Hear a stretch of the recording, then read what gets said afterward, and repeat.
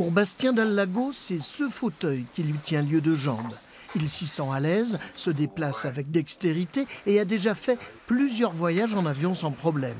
D'où son choc face au refus de la compagnie irlandaise. La compagnie refuse de prendre mon fauteuil dans l'avion par rapport à son poids.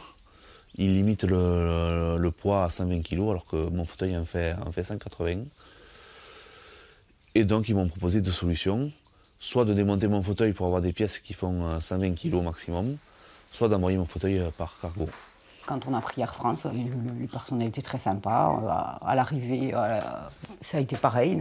Non, il n'y a eu aucun souci. On ne s'attendait pas du tout à ce qu'on le refuse par rapport au poids du fauteuil. Aer Lingus refuse donc d'embarquer ce fauteuil au motif qu'il pèse 180 kg et qu'elle a fixé elle-même la limite à 120 kg. Or, ce chiffre serait contraire à la réglementation européenne.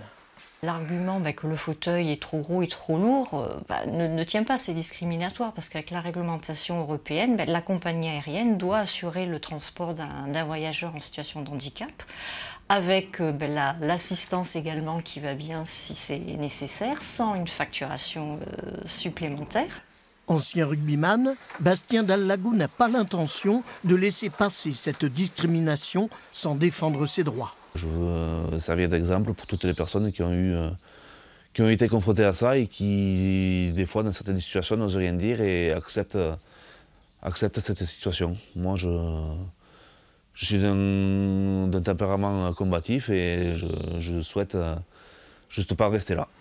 Dans un communiqué, la représentation d'Aer Lingus en France maintient sa position.